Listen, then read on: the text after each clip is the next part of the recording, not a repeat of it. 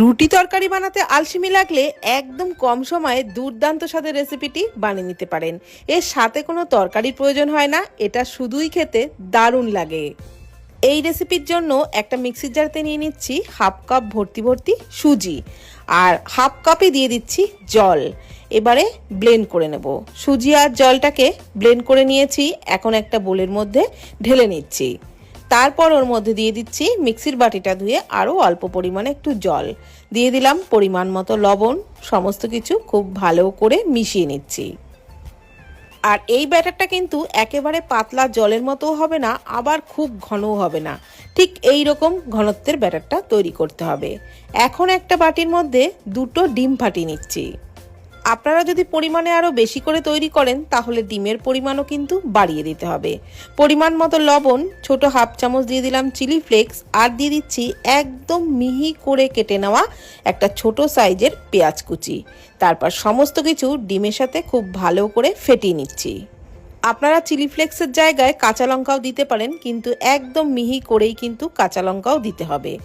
এইবার ফ্রাইং প্যানের মধ্যে সামান্য একটু তেল ব্রাশ করে নিলাম। আগে ফ্রাইং প্যানটাকে গরম করে নিয়েছিলাম, তারপর 1.5 হাতা মতো ব্যাটার দিয়ে দিলাম। আর এইভাবে ফ্রাইং প্যানটা ধরে একটু ঘুরিয়ে দিলেই ব্যাটারটা কিন্তু চারিদিকে চাড়িয়ে যাবে। তারপর ওপরটা ড্রাই হয়ে আসলে ওপরে একটু তেল ব্রাশ করে দিচ্ছি। এই রেসিপিতে বেশি তেলেরও প্রয়োজন হয় না, অল্প তেলেই ভেজে নেওয়া যায়। তো এইবার উল্টে দিচ্ছি, আর উল্টানোর সময় একটু সাবধানে উল্টাবেন যেন একদমই ছিঁড়ে ফেটে না যায়। এইবার উপরে দিয়ে দিলাম যে ডিমের গোলাটা তৈরি করেছিলাম, সেটা বেশ খানিকটা পরিমাণে 2-3 চামচ মতো দিয়ে এইভাবে একটু লাগিয়ে দিচ্ছি। পুরো পরোটার উপরে ডিমের গোলাটা ভালোভাবে লাগিয়ে নেওয়ার পর পরোটাটা উল্টে দিলাম, আর উল্টে অপর পাশেও একই রকমভাবে ডিমের গোলা দিয়ে দিচ্ছি। দুটো পাশেই কিন্তু ডিমের গোলা দিয়ে দিচ্ছি, আর এইভাবে চামচে করে চারিদিকে একটু ছড়িয়ে দিচ্ছি।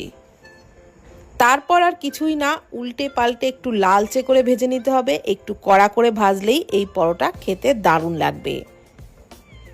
তো একটা পরোটা কিন্তু বেশ লালচে করেই আমি ভেজে নিয়েছি উল্টে পাল্টে, আর একই রকমভাবে সবকটা পরোটাই ভেজে নেব। তো দেখলেনই তো বন্ধুরা, একদম সহজভাবেই কিন্তু এই রেসিপি তৈরি হয়ে যায়, আর কম তেলেই তৈরি হয়, খেতেও দারুণ লাগে। তো একইভাবে আমি আরও একটা পরোটা ভেজে দেখাচ্ছি। আবারও 1.5 হাতা মতো ব্যাটার দিয়ে দিলাম, আর এইভাবে ফ্রাইং প্যানটা ধরে একটু ঘুরিয়ে দিলেই ব্যাটারটা কিন্তু চারিদিকেই ছড়িয়ে গেল। তারপর উপরটা ড্রাই হয়ে আসলেই অল্প পরিমাণে একটু তেল ব্রাশ করে দিতে হবে।